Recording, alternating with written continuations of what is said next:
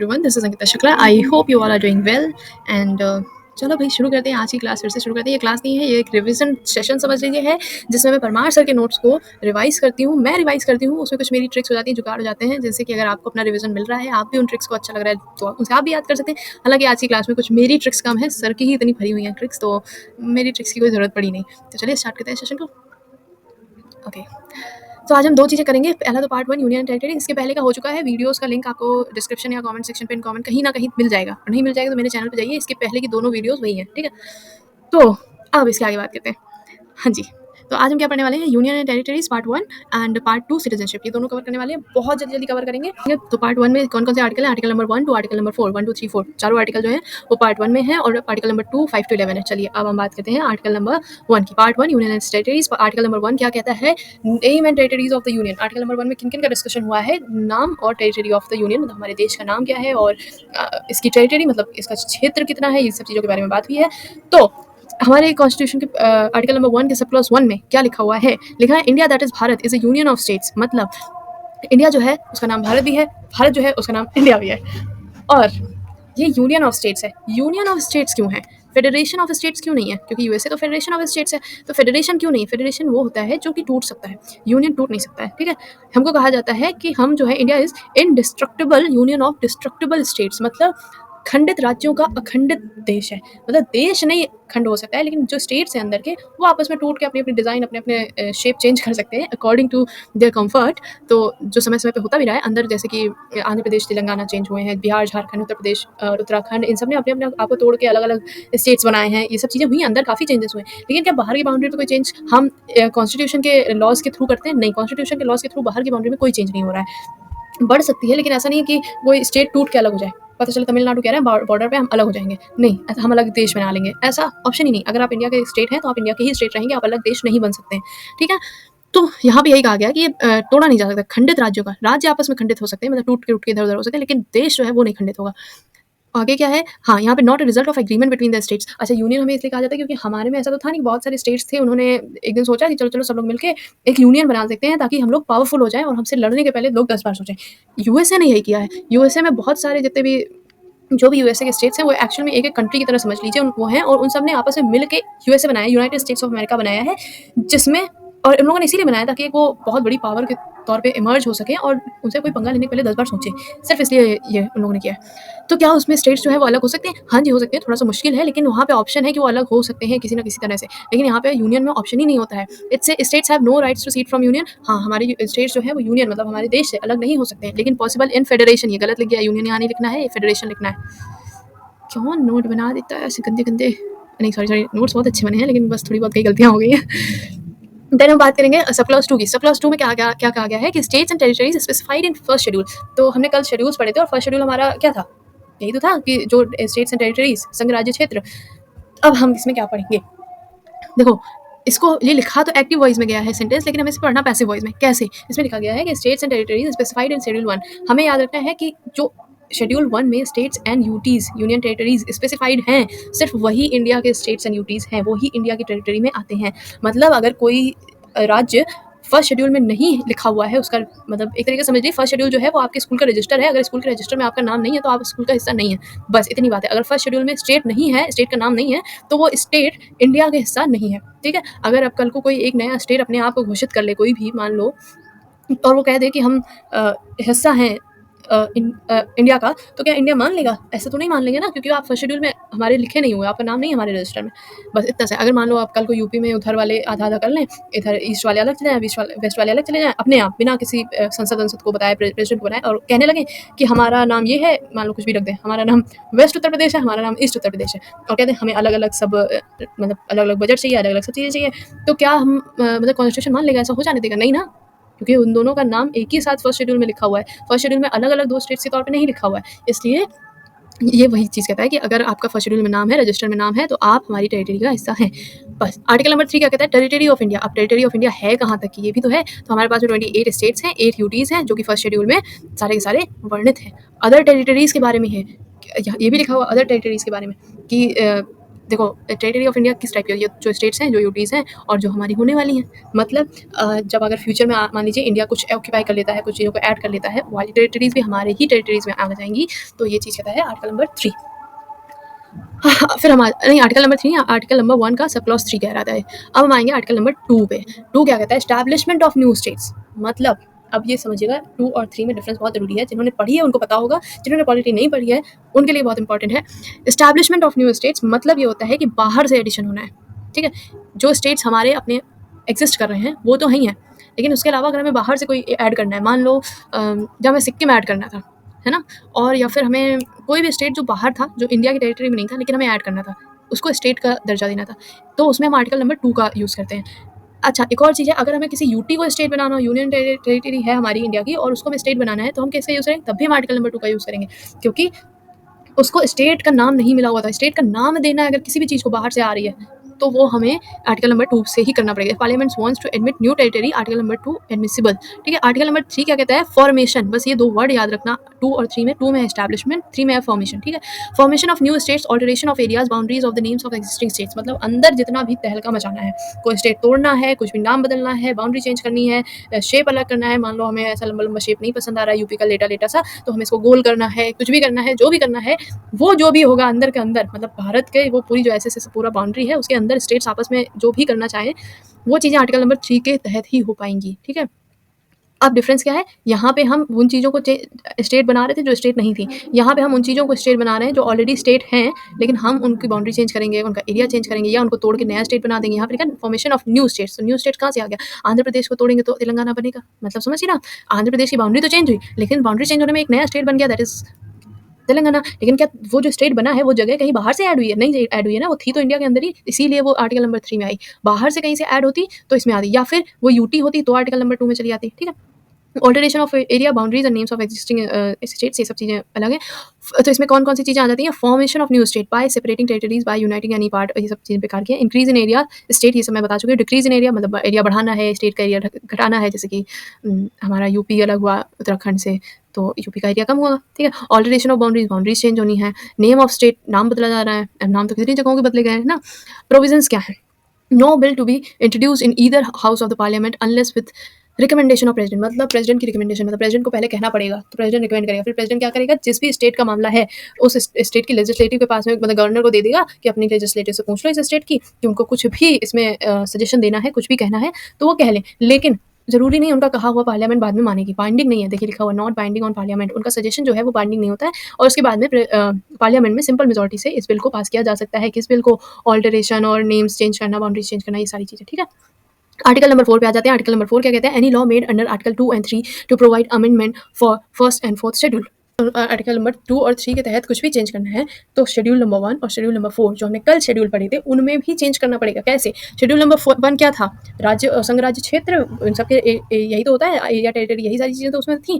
तो अब जब अगर हमने चेंज किया, नया राज्य बनाया, तो हमें फर्स्ट शेड्यूल में जाके नया नाम जोड़ना पड़ेगा ना। जैसे आंध्र प्रदेश तेलंगाना को अलग अलग किया हमने, तो आंध्र प्रदेश तो फर्स्ट शेड्यूल में पहले से था, लेकिन हमें तेलंगाना जाके जोड़ना पड़ेगा।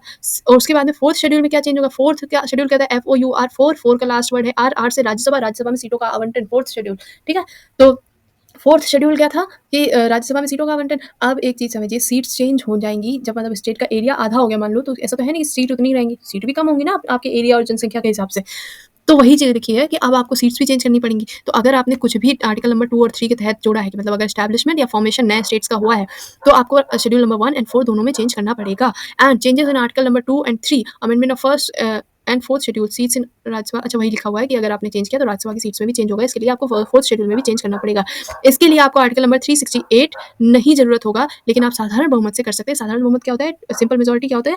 2/3 of members present plus voting. मतलब उस दिन जिस दिन ये पास हो रहा है उस दिन जिस दिन इसके लिए वोटिंग हो रही है, उस दिन जितने लोग भी प्रेजेंट हो, जो लोग भी वोट कर रहे हैं, उनमें से 2/3 मेंबर्स अगर इसको पास कर देते हैं तो पास हो जाएगा। ठीक है, इसके लिए इससे जो संबंधित जो केस है वो क्या है? 1959 में पेरूबारी यूनियन केस हुआ था, उसमें कहा था Indian territory if has to be given to foreign territories, article 3। हाँ, ये चीज़ बहुत इंपॉर्टेंट है। देखो, अगर हमें कुछ लेना है तो फिर तो हमें कुछ नहीं चाहिए, कोई नया स्टेट फॉर्मेशन करना है या अपने टेरिटरी में ऐड करना है तो सिंपल मेजोरिटी से चल जाएगा, और कोई भी 368 के तहत हमें अमेंडमेंट नहीं करना पड़ेगा। लेकिन अगर हमें इंडिया का कुछ पार्ट देना है तो हमें 368 के तहत अमेंडमेंट करना पड़ेगा। ऐसा क्यों करा गया है? अब मान लो कोई ऐसी करप्ट गवर्नमेंट आ जाए जो अपने पैसा कमाने के चक्कर में अपना पूरा भारत बेचने पे लग जाए कि हाँ लो तुम इधर से ले लो, तुम उधर से ले लो, तुम उधर से ले लो, बाकी के देशों को, है ना? मान लो चाइनीज़ वालों को बेचने में लग जाए हम लोग, मतलब कोई ऐसी सरकार, कोई भ्रष्ट इंसान वहाँ पे बैठ जाए आके सत्ता में, तो अगर इसके लिए भी हमें अमेंडमेंट नहीं चाहिए होता तो वो तो बेच खाएँगे सब।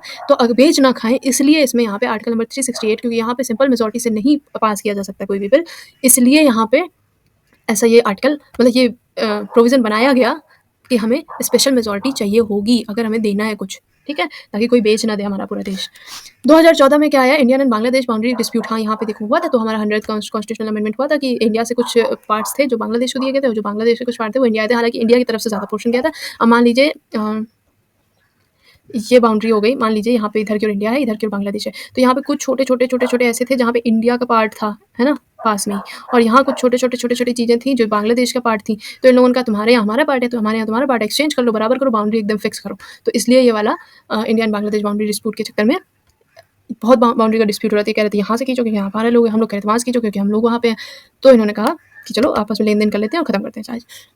तो ये सब आपने पढ़ा है, few parts in Bangladesh, Bangladesh few part in India, लिखा भी तो हुआ है। 1947 में क्या हो गया, हाँ, 1947 में जब हमारा देश आज़ाद हुआ, तब 552 प्रिंसली स्टेट्स थे, जिसमें से 549 जो थे, उन्होंने इंडिया को जॉइन कर लिया था, और 3 जो कह रहे थे रियासतें हैं, ये प्रिंसली स्टेट्स थी, या 3 रियासतों ने कहा था कि नहीं भैया हम नहीं जॉइन होंगे, हम अपना अलग-अलग रहेंगे। इन तीनों में से कौन-कौन था? हैदराबाद था, जूनागढ़ था, कश्मीर था। हैदराबाद को कैसे ऐड किया गया? ऑपरेशन पोलो पुलिस एक्शन लिया गया, ऑपरेशन पोलो 1948 में, मतलब आज़ादी के 1 साल बाद लगभग। यहाँ पे क्या था, यहाँ पे एक कोट्टूरू सिताया गुप्ता, अब मुझे एग्जैक्ट इसका प्रोनाउंसिएशन नहीं आ रहा है, लेकिन ये जो थे ना यही नहीं मान रहे थे। हालाँकि यहाँ पे जो पॉपुलेशन थी वो मुस्लिम थी और ये जो थे ये हिंदू थे। तो ये कह रहे थे कि हम इंडिया में नहीं जाएँगे, और इन तीनों ने बाद में जॉइन कर लिया था। यहाँ पे लिखा है लीडर 3 जॉइंट।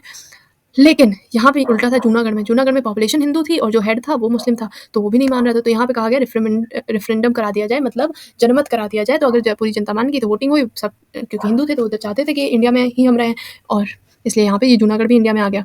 और हैदराबाद में पुलिस एक्शन पोलो के तहत आ गया। कश्मीर में क्या हो गया कि उन्होंने पहले कहा महाराजा हरि सिंह ने कि हम नहीं में देंगे, फिर जब देखा पाकिस्तान उधर से कब्जा कर रहा है, पीओके पूरा उसने उसी टाइम पे कवर कर लिया था। जब उन्होंने देखा कवर कर रहा था, तब उन्होंने आके यहाँ पे इंस्ट्रूमेंट ऑफ एक्सेशन इन्होंने इंडिया के साथ में साइन कर लिया कि मतलब इंडिया इनको प्रोटेक्शन अब दे रहा है। 1950 में क्या हुआ, 4 फोल्ड क्लासिफिकेशन जो था part A B C D वो खत्म कर दिया गया था। सॉरी 1950 में क्या था, 4 फोल्ड क्लासिफिकेशन होता था, part A, part B, part C, part D, ऐसे करके जो स्टेट्स थे वो डिवाइड होते थे। अंडमान निकोबार आइलैंड जो था वो पार्ट डी वाले स्टेट्स के उसमें आता था। जैसे अभी भी हम लोगों के यहाँ वो नहीं होता है जब X city, Y city, Z city, ऐसे जब हम लोगों की जॉब्स लग जाती हैं तो नहीं डिपेंड करता है, उसी टाइप का कुछ क्लासिफिकेशन ये था। लिंग्विस्टिक प्रोसेस कमीशन क्या हो गया, इसके लिए भाषाई आधार पे जो कमीशन बने डिवीजन करने के लिए, उसमें सबसे पहला बना था एसके कमीशन 1948 में, लिंग्विस्टिक बेसिक मॉडल। इन्होंने कहा कि नई भाषाई आधार पर जो राज्यों का गठन है वो नहीं होगा। 1948 में उन्होंने कहा states to be organised on the basis of administrative convenience, मतलब एडमिनिस्ट्रेशन प्रशासनिक सुविधा के अनुसार स्टेट्स बनाए जाएंगे, उसके भाषा के आधार पर नहीं बनाए जाएंगे। इन्होंने मना कर दिया, लेकिन फिर भी मांग उठती रही। तो फिर से इसमें जेवीपी कमेटी आई, जे से जवाहरलाल नेहरू, वी से वल्लभ भाई पटेल और पी से पट्टाभी सीतारमैया, ठीक है। इन तीनों लोगों की कमेटी आई, उसी साल आई, 1948 में ही आई। तो इन लोगों ने भी कहा कि नहीं भैया लिंग्विस्टिक बेसिस पे नहीं बना सकते हैं, बहुत ज़्यादा बवाल हो जाएगा। लेकिन फिर क्या हो गया, ये 1948 में कमेटी ने अपना ये रिजल्ट सुनाया। लेकिन 1953 में एक थे पोटी श्री रामलू, हाँ, पोटी श्री रामलू थे। इन्होंने क्या करा, ये अनशन पे बैठ गए बिना खाना पीना के, और इनकी हो गई डेथ। ये आंध्र प्रदेश चाहते थे लिंग्विस्टिक मतलब आधार पे, मतलब क्या ही बोल रही हूँ मैं। तो इनकी हो गई डेथ, और जैसे ही इनकी डेथ हुई बवाल मच गया। तो इन लोगों को क्या करना पड़ा, इन्हें जल्दी आनन फानन में आंध्र प्रदेश बनवाना पड़ा, और आंध्र प्रदेश बन गया 1953 में, सितंबर अक्टूबर के टाइम पे। उसके तुरंत बाद में हमारा फजल अली आयोग इन्होंने बनाया, क्योंकि आंध्र प्रदेश बन गया तो जितने और थे जो भाषाई आधार के लिए लड़ रहे थे वो सब कहने लगे हमें भी चाहिए, हमें भी चाहिए, हमें भी चाहिए। तो फिर फजल अली आयोग बनाया गया दिसंबर में। यहाँ सितंबर अक्टूबर में आंध्र प्रदेश बना है और दिसंबर में यहाँ पे फजल अली आयोग बन गया। क्वेश्चन आता है कि आंध्र प्रदेश का गठन कौन से आयोग के तहत हुआ है, तो किसी आयोग के तहत नहीं हुआ था, इनकी डेथ हो गई थी, इसलिए फिर आनन फानन में होना पड़ा था। फजल अली आयोग मत क्लिक करके आइएगा, क्योंकि भाषाई आधार पे इन सारे जितने स्टेट्स हैं उनके लिए ये संगठन है, लेकिन आंध्र प्रदेश इसके पहले बन चुका था। 3 मेंबर्स कौन से थे इसमें, फजल अली जो कि चेयरमैन थे, के एम पन्नीकर थे और एच एन कुंजरू थे। अब इसके लिए क्या ही हम याद कर सकते हैं, इस तरह से याद रखो कि जल पन्नी में कौन लाता है जल पन्नी में कौन लाता है, जल पन्नी में कहा गया कौन लाता है, बस ऐसे याद रखो। कौन लाता है? जो भाषा के आधार पे स्टेट्स को डिवाइड कर देते हैं, वो लाते हैं जल पन्नी में। ऐसा कुछ ऑफेंड ऑफेंड मत हो जाना भैया, मैं बस कहानी बना रही हूँ। रिकमेंडेशन क्या है? Recommendations rejected the theory of one language one state. हाँ, इन लोगों ने क्या कहा फजल अली आयोग ने कि चलो ठीक है, भाषाई आधार पे गठित कर लो अपने स्टेट्स को, लेकिन लेकिन अरे यार तुम ही पढ़ा लो, इतनी देर से काँव करे जा रहे हो। इन्होंने कहा कि स्टेट्स बना लो अपनी लैंग्वेज के बेसिस पे, लेकिन वन लैंग्वेज वन स्टेट नहीं होना चाहिए, क्योंकि भारत में इतनी सारी लैंग्वेजेस हैं, कितने सारे स्टेट्स बन जाएंगे फिर तो, है ना? तो वन लैंग्वेज, हर लैंग्वेज के लिए एक स्टेट नहीं होना चाहिए, लेकिन हाँ, ऐसा है कि एक स्टेट के मेजोरिटी वाले लोग अगर वहाँ पे किसी किसी किसी एक भाषा को बोल रहे हैं तो वो एक स्टेट बनाया जा सकता है। स्टेट रीऑर्गेनाइजेशन एक्ट भी इन्होंने रिकमेंड किया कि चलो भैया ये वाली चीज़ भी रखो और एक एक्ट बनाओ, 1950 में बनाया गया, जिसके तहत इन्होंने part A B C D जो सिस्टम था स्टेट्स को डिवाइड करने का, वो खत्म कर दिया। और यहाँ पे एक और इंपॉर्टेंट आ जाता है, 7th कॉन्स्टिट्यूशनल अमेंडमेंट 1956 में हुआ इसके बाद में, जिसमें से गोवा को, ये कहाँ क्यों लिख दिया यहाँ पे 7th कॉन्स्टिट्यूशनल अमेंडमेंट, चलो छोड़ो, इसको छोड़ते हैं। तो गोवा जो था वो 12th कॉन्स्टिट्यूशनल अमेंडमेंट के तहत यूटी बनाया गया और उसके बाद में स्टेट बना था 1987 में 56 कॉन्स्टिट्यूशनल अमेंडमेंट के तहत। और दमन और दीव भी यहाँ पे गोवा के साथ में ही यूटी बने थे, लेकिन ये आज तक स्टेट नहीं बन पाए हैं। दादर एंड नागर हवेली 10 अक्टूबर को 10th कॉन्स्टिट्यूशनल अमेंडमेंट के तहत यूटी बना दिया गया है, और अब इस टाइम पे ये दमन और दीव, दादर एंड नागर हवेली सब मिक्स कर दिए गए हैं और एक ही में बना दिया गया, ठीक है, एक ही यूटी हो गए लोग। फॉर्मेशन ऑफ स्टेट्स, अब स्टेट्स का फॉर्मेशन कैसे हुआ है, कौन सी उसमें हुआ है, उसकी ट्रिक देख लेते हैं। तो इसकी ट्रिक ये है, आम गुनाह है मैम तुसी गाओ, ठीक है, आम गुनाह है मैम तुसी गाओ। अब इसमें कोई लॉजिक तो नहीं बन रहा है, लेकिन फिर भी रट लो, आम गुनाह है मैम तुसी गाओ, आम गुनाह है मैम तुसी गाओ, ठीक है। देखो भैया, मैं जैसे जैसे रिविजन कर रही हूँ, कौवा वैसे वैसे रिविजन कर रहा है, या तो इसको खाना नहीं मिला है आज, कुछ तो प्रॉब्लम है तभी ये बुला रहा है मुझे। चलिए कोई बात नहीं, पहले क्लास कर लेते हैं। हाँ, चुप हो जा, चुप हो जा। तो आम गुनाह है, तो आ से आंध्र प्रदेश 1 नवंबर 1956 फुली फ्लेज्ड क्या है, हाँ, आप कहेंगे वहाँ पे 1953 में बन गया था, तो वहाँ पे 1953 में बन गया था, लेकिन फुली फ्लेज्ड जो मतलब प्रदेश बना था वो 1956 में बना था। महाराष्ट्र, आम म से महाराष्ट्र, गु से गुजरात, न से नागालैंड एंड ह से हरियाणा, है से हिमाचल प्रदेश। इसमें ह से हरियाणा में भी के हा में भी कोई मात्रा नहीं है, इसके है में मात्रा है, वैसे हिमाचल की ही है, हाँ में भी मात्रा है, तो जिसमें मात्रा मात्रा, बिना मात्रा बिना मात्रा। तो हाँ से हरियाणा, है से हिमाचल प्रदेश, मैम से मैं से मेघालय, म से मणिपुर, मात्रा मात्रा से देख लो, मैं से मेघालय एंड म से मणिपुर, तुसी तू से त्रिपुरा एंड सी सिक्किम, गाँव से गोवा, बस काम खत्म। याद रख लीजिएगा कैसे क्या बन रहे हैं स्टेट्स, और इनके ईयर्स तो आपको याद ही करने पड़ेंगे। देखो भैया, महाराष्ट्र और गुजरात एक साथ अलग हुए थे, एक ही दूसरे से अलग हुए थे, विदर्भ देश था शायद, तो 1968 में अलग हुए हैं ये दोनों।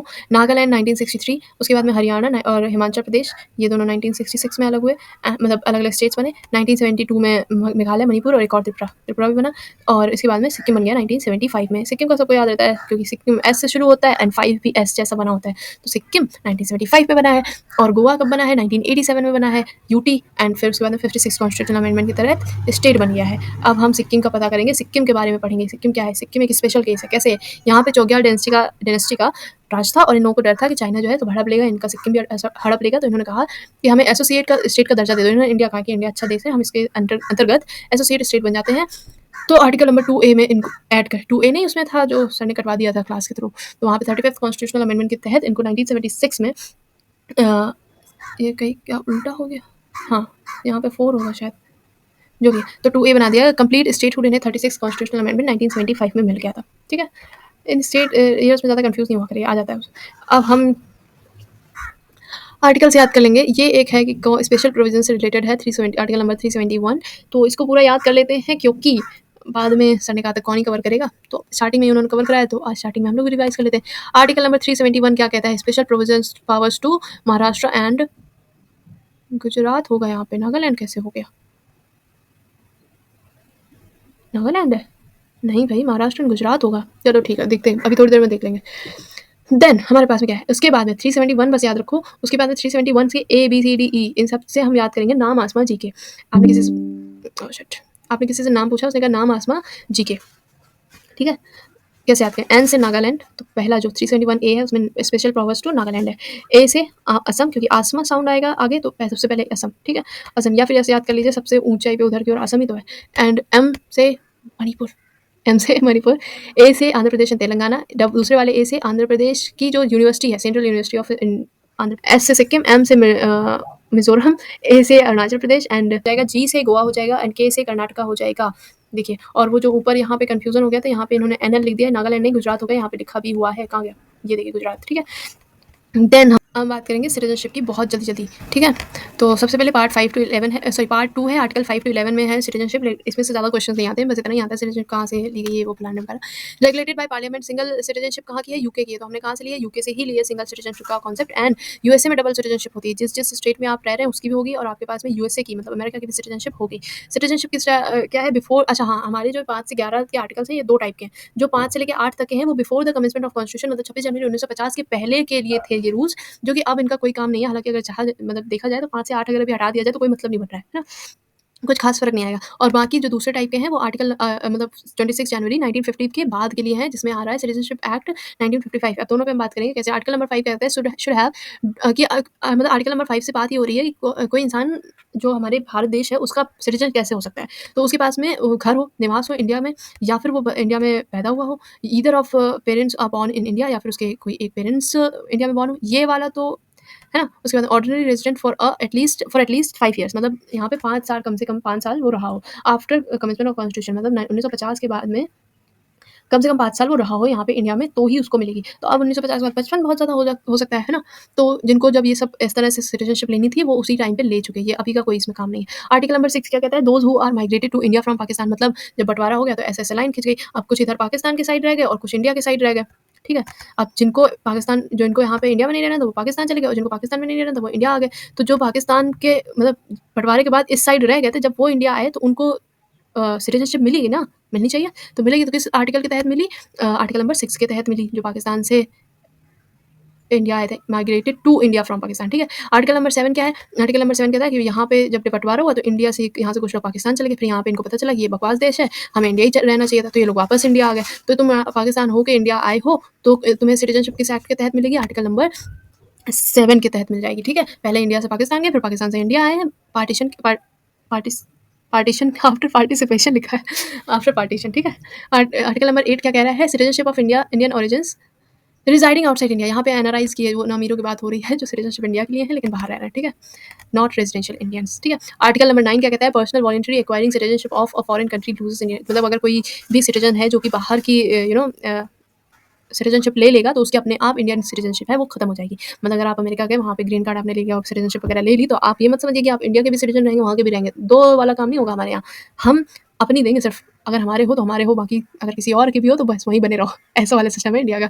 डुअल सिटीज़नशिप हमारे यहाँ नहीं है। आर्टिकल नंबर 10 क्या कहता है? Continuance of rights of citizenship, कि कोई इंसान अपन की सिटीज़नशिप कैसे कंटिन्यू रह सकती है, इस बारे में बहुत सारी चीज़ें हैं, इसको डिटेल में पढ़ने की ज़रूरत नहीं है, बस इतना याद रखो कंटिन्यूएंस के बारे में 10 में बात हुई। आर्टिकल नंबर 11 क्या कहता है? Power of parliament to legislate with respect to citizen. I hope ये विद रिस्पेक्ट टू ही होगा। तो सिटीज़नशिप क्या है ये? आर्टिकल नंबर 11 कि सिटीज़नशिप के बारे में जितने भी लॉज़ एंड रूल्स बनाने हैं वो पार्लियामेंट बना सकती है। इसके तहत सिटीज़नशिप एक्ट 1955 आया और इसमें क्या कहा गया कि कोई इंसान अपनी जो सिटीज़नशिप है वो कैसे एक्वायर कर सकता है और कैसे लूज़ कर सकता है। किसी इंसान को किस आधार पे सिटीज़नशिप मिलेगी और किस आधार पे उसकी सिटीज़नशिप चली जाएगी। तो किस आधार पे मिल सकती है? बाय बर्थ, या तो यहाँ पैदा हो जाओ, तो हम लोग सब यहीं पैदा हुए हैं, हमें मिल गई। बाय डिसेंट मतलब born outside India but parents Indian है। जैसे कि हमारे यहाँ से होते हैं ना, लोग पढ़ लिख जाते हैं, बाहर चले गए मान लीजिए, और वहाँ पे उनका आपका जन्म हो रहा है, आपके पेरेंट्स पढ़ लिख के बाहर चले गए, फिर आपका वहाँ पे जन्म हो रहा है। तो अगर वहाँ पे जन्म हो रहा है तो क्या हमें वहाँ की सिटीज़नशिप मिलेगी, यहाँ की मिलेगी? हमारे पास ऑप्शन होता है कि हमारे अगर पेरेंट्स इंडियन हैं, दोनों के पास में इंडियन पासपोर्ट है, तो हमें इंडिया की सिटीज़नशिप मिल सकती है। बाय रजिस्ट्रेशन आपका ओरिजिन इंडिया में है, लेकिन आपको सिटीज़नशिप नहीं है आपके पास में इंडिया की, तो आपको इंडियन सिटीज़नशिप चाहिए। इसके लिए आपको क्या करना पड़ेगा? 7 साल इंडिया में रहना पड़ेगा, है ना? बाय नेचुरलाइज़ेशन मतलब ओरिजिन इंडिया में नहीं है। अगर आपका ओरिजिन इंडिया में नहीं है लेकिन आपको इंडिया की सिटीज़नशिप चाहिए, तो आपको 12 साल इंडिया में रहना पड़ेगा जब आप उसके लिए रजिस्टर कर रहे हैं, उसके एग्ज़ैक्टली 12 ईयर्स पहले। मतलब ऐसा नहीं कभी 12 साल रह रही है, लगातार पीछे के 12 साल आपको रहने ही हैं। बाय इनकॉर्पोरेशन ऑफ टेरिटरीज़ मतलब अगर टेरिटरीज़ चेंज हो रही हैं, जैसे मान लो कल को पीओके हमारे में ऐड हो जाए, तो क्या पीओके वालों को सिटीज़नशिप मिलेगी इंडिया की? हाँ, मिल जाएगी। कुछ प्रोसीजर्स होंगे लेकिन मिल जाएगी, ठीक है? लूज़ कैसे कर सकते हैं हम? By renunciation by own will मतलब अपने आप से हम कह देंगे हमें इंडिया की सिटीज़नशिप नहीं चाहिए, हम जा रहे हैं कहीं और रहने, हमें वहीं की चाहिए, हमें वहाँ से मिल रही है, ठीक है? बाय टर्मिनेशन आपकी टर्मिनेट कर दी जाए। अगर आपने दूसरे देश की ले ली तो आपकी अपने आप टर्मिनेट हो जाएगी। बाय डेप्रिविएशन मतलब डॉक्यूमेंट मालफंक्शन, आपने गलत डॉक्यूमेंट्स दे दिए, जाली दस्तावेज़ दे दिए रजिस्ट्रेशन के टाइम पे, या फिर आप वॉर के टाइम पे एनिमी कंट्री को सपोर्ट कर रहे थे, हेल्प कर रहे थे उनकी जाके, तो भी आपकी सिटीज़नशिप चली जाएगी। अब मान लीजिए इंडिया चाइना वॉर हो रहा है, आप जाके चाइना में वहाँ पे सैनिकों की मानवतावश मदद कर रहे हैं, तो आपकी सिटीज़नशिप चली जाएगी। तो ये वाला बिल्कुल मत कोशिश करिएगा, ठीक है? अब यहाँ पे अच्छा ये वो वाला है कि प्रीवियस ईयर रजिस्ट्रेशन के 14 साल पहले, ये सारी चीज़ें छोड़ दीजिए, इंपॉर्टेंट नहीं है। यहाँ पे must know one Indian language. हाँ, एक और रूल है कि आपको एक इंडियन लैंग्वेज भी आनी चाहिए जब आप इस वाले से, कहाँ गया, इस वाले से न्यू नेचुरलाइजेशन से ऐड हो रहे हैं, ठीक है। कॉन्स्टिट्यूशनल अमेंडमेंट 1950, नहीं भैया ये कोई और एक्ट है। ओके, सिटीजनशिप एक्ट है। एक तो ये सीए ने बड़ा परेशान कर रखा है। सिटीजनशिप एक्ट 1955 में क्या, जो अभी अभी हमारा सीएए हुआ है, उसके बारे में क्या बताया सर ने कि अमेंडमेंट फिर से हुआ है इसमें, सिटीजनशिप एक्ट में, जो कि 1955 में आया था, इसमें अमेंडमेंट हुआ है 2019 में, और कहा गया कि 6 कम्युनिटीज़, कौन कौन सी 6 कम्युनिटीज़ यहाँ लिखी नहीं गई हैं, ये लिखिए, Hindu, Sikh, Parsi, Jain, Christian and Buddhist, इन लोगों को स्पेशल प्रोविजन मिलेंगे, और इनको वो जो 12 और 14 साल वाला सिस्टम था वो नहीं, इनको सिर्फ 6 साल ही रहना पड़ेगा, बस यही कहा गया है। क्यों कहा गया है? क्योंकि जो ये बांग्लादेश, पाकिस्तान, अफगानिस्तान से जो ये कम्युनिटीज़ आएंगी, क्योंकि इन तीनों देशों में इन छयों जितनी कम्युनिटी मतलब कम्युनिटीज़ हैं, इनके साथ में बहुत भेदभाव और बहुत इनजस्टिस हुआ है, तो इनको थोड़ा सा सुकून देने के लिए कि अगर आप आना चाहें, हमारे इंडिया में रहना चाहें, तो आ जाइए, आप 6 साल रहिए और आपको सिटीजनशिप दे दी जाएगी अगर आपके काम ठीक ठाक रहे। Chaos caused due to Muslims not included. अच्छा, मतलब इसके बारे में बवाल इसलिए हो गया था क्योंकि इन 6 कम्युनिटीज़ में मुस्लिम्स को ऐड नहीं किया गया था। बस बात यहीं खत्म हो गई। कल पढ़ेंगे फंडामेंटल राइट्स, आज हो गए हमारे सिटीजनशिप एंड यूनियन टेरिटरीज। अब इनको याद कैसे रखना है? इसमें कुछ याद नहीं रखना है, बस कुछ चीज़ें हैं जो याद रखनी है, स्पेशली ये सारी चीज़ें, तो ये सब आपको याद हो चुके हैं, है ना। अगर नहीं याद हुए हैं तो याद कर लीजिए, बार-बार वही वीडियो रिपीट करते रहिए, आपको याद हो जाएगा। आम गुनाह है मैम, तो सिगाओ याद करते रहो। गोवा 1987 में हुआ था, सिक्किम का मैंने बता दिया, एस से 5, S5 जैसा बना होता है 1975, त्रिपुरा 1972। अब हम इस तरह से याद रखते सकते हैं कि पूरा, और यहाँ पे 7 और 2 है, तो 7 और 2, तो हम पूरा साथ दो, अगर 2 तो पूरा साथ दो, ठीक है। त्रिपुरा में 2 तो पूरा साथ दो, ऐसे करके याद कर लो। मणिपुर भी 72 में है, तो देख लो पूरा साथ दो, कहते हैं ना तन मन धन सब तरह से साथ दो, तो मनी से भी, धन से भी साथ दो। अगर 2 तो पूरा साथ दो, यानी कि हाँ ठीक है ऐसे ही साथ दे रहे हो, मनी से भी साथ दो, पैसे वाला भी साथ दो, ठीक है। मेघालय भी है यहाँ पे, तो इसमें क्या बताएंगे, अगर हम घायल हो जाए तो भी हमारा साथ दो। तो ऐसे करके स्टोरी बना के, तो हम इन तीनों का, ये तीनों एक साथ हुए थे, देखो पूरा साथ दो, मनी से भी साथ दो, अगर हम घायल हो जाए तो भी हमारा साथ दो, ऐसे याद कर लेना। लास्ट में है साथ दो, 1972, ठीक है। हिमाचल प्रदेश कैसे है? 1960, हरियाणा, हिमाचल प्रदेश, हरियाणा कैसे याद करेंगे? 6 66 66, हरियाणा, हिमाचल प्रदेश। ओके, देखो इसको कैसे याद करेंगे? छाछठ, यहाँ पे साउंड आ रहा है, 66 को हम कहते हैं छाछठ, ठीक है।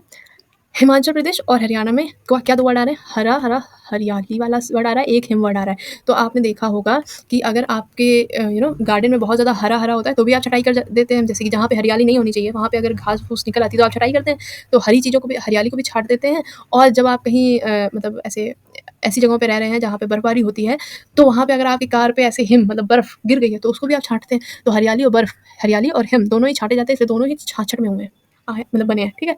इस तरह से इसको याद कर लेंगे। नागालैंड, देखो 6 और 3 मिला के 9, 9 से होता है, 9 होता है, एन से हो गया नागालैंड। कुछ भी बनाओ, बस बनाओ या याद करो, ठीक है। गुजरात एंड महाराष्ट्र, 6 8 6 8 6 8 68 68 68, महाराष्ट्र 68, महाराष्ट्र 68, लास्ट में साउंड सेम आ रहा है। एक ये कर लो, रात गुजारनी थी तो महान लोगों के साथ मेरा रात गुजर गई, मतलब जैसे आप कहीं फंस जाते हैं ट्रेन वेन में और रात आपको गुजारनी होती है, बोर हो रहे होते हैं, तो आप क्या करते हैं, अगर वहाँ पे अच्छे लोग होते हैं तो आपकी रात आसानी से गुजर जाती है। तो महाराष्ट्र में 68 है, महाराष्ट्र 68 साउंड सेम कर रहा है, और रात महान लोगों के साथ गुजर रही, तो 68 और महाराष्ट्र गुजरात सब सेम हो गया, ठीक है, समझ गए आप। आंध्र प्रदेश 1956 में बना है, 56 में बना है आंध्र प्रदेश, 56, तो आंध्र आंध्र आंध्र आंध्र अंधा व्यक्ति 56 भोग। ओके, तो देखो यार, अंधा व्यक्ति अगर है और उसके सामने तुम 56 भोग रख दो तो उसे क्या ही दिखाई देगा, उसको क्या ही पता चलेगा, उसको तो बस जब तक वो टेस्ट करेगा तभी पता चलेगा ना। तो अंधे व्यक्ति के सामने अगर आप 56 भोग रख भी दोगे तो उसको कैसे पता चलेगा? तो ऐसा कुछ लॉजिक बना दो, ठीक है। इस तरह से हमने याद कर लिए। कौन सा बचा? कोई नहीं बचा। गोवा 87, 8 7 87 87 87, गोवा, गोवा 87 87 8 7। ओहो हो, ऐसे याद रखो। गोवा में देखो, गोवा में जी है 7, तो लास्ट में आ रहा है 7, ठीक है। ओ है 15, और 15 में 7 घटा दो तो आएगा 8, तो 8 87, कुछ भी बनाओ। एंड चोग्याल डेंसिटी हो गया, ये सब हो गया, चलो छोड़ो। सिक्किम का हमें याद कर लिया, 1975 में बना है। तो हमें सारे स्टेट्स के ईयर्स याद हो गए। याद हो गए कि नहीं याद हो गए? जिसको नहीं हुए हैं तो मत याद करो। गोवा हमने याद कर लिया 87, ठीक है। सब हो गया। फजल अली आयोग का हमने कैसे याद रखा? जल पन्नी में कौन लाता है? तो फजल, पन्नी, गुजरू, काम खत्म। कमेटी एस के धर 48 हो गया सब। So thank you so much for watching. So thank you so much for watching this video, and तैयारी करते रहो, पढ़ाई करते रहो। मेंस आ रहा है, जिनका 24 में प्रीलिम्स आ रहा है, भैया सब लोग पढ़ो, क्योंकि ना तो प्रीलिम्स ईज़ी रह गया है, ना ही मेंस ईज़ी रह गया है। पढ़ो, ऐश करो, टेंशन नहीं लेनी है। मतलब ऐसे बर्डन लेके मत पढ़ो, बस पढ़ो। अपनी ओर से 100% दो, हो ना हो वो फिर आपकी किस्मत, भगवान की मर्ज़ी, लेकिन अपनी तरफ से पूरी कोशिश करो। और अगर पूरी कोशिश के बावजूद नहीं भी हो रहा है ना, तो निराश नहीं होना है बिल्कुल भी। निराश बिल्कुल नहीं होना है, बस खुश रहना है। क्योंकि आप अगर खुश रहेंगे ना, तो कुछ ना कुछ तो जीवन में कर ही लेंगे। लेकिन अगर आप दुखी रहेंगे, डिप्रेस्ड रहेंगे, तो ये गारंटी कुछ भी नहीं कर पाएँगे। डिप्रेशन में तो कुछ भी नहीं होने वाला है। तो इससे बढ़िया है, जैसा भी रिज़ल्ट आए, आप अपनी ओर से ईमानदारी से पूरा अपना 100% दीजिए। ताकि जब रिज़ल्ट बुरा आए, तो आपके माइंड में एक बार भी ये चीज़ ना आए कि मैंने ये चीज़ नहीं पढ़ी थी, या ऐसे ये लापरवाही की थी इसलिए नहीं हुआ। जैसे लास्ट ईयर मेरा क्या हुआ था कि जब मेंस था उसके लगभग 10 दिन पहले मेरा मन हट गया, एकदम पढ़ने से मन नहीं लग रहा था, और मैं पूरे टाइम पढ़ती नहीं थी, क्योंकि मेरा मन नहीं लग रहा था। तो मैंने वहाँ पे मतलब 15 दिन पहले, लगभग 15 दिन पहले मैंने 10-11 दिन का गैप छोड़ दिया था, क्योंकि मेरा मन नहीं लग रहा था पढ़ने में। और जब मेरा रिज़ल्ट ख़राब आ गया, तब मैंने सोचा कि यही एक गलती हो गई शायद मुझसे, या यही लापरवाही हो गई, जो मैंने वो छोड़ दिया था। मन नहीं लग रहा था, तो किसी तरह मन लगा लेना चाहिए था। ये सब थॉट्स आते हैं रिज़ल्ट के बाद में। तो बस ये चीज़ मत छोड़ना कि कोई लापरवाही वाला पॉइंट छूट जाए जो बाद में लगे। इससे अच्छा है कि अपनी तरफ से 100% दो, उसके बाद नहीं हो रहा है, तो फिर तो नहीं होना था, फिर तो उसकी चिंता ही नहीं करनी, फिर कुछ भी कर लो, खुश रहो, बस कर लो कुछ भी। ठीक है? So that's it for today. चलिए मिलते हैं कल, तब तक के लिए बाय बाय।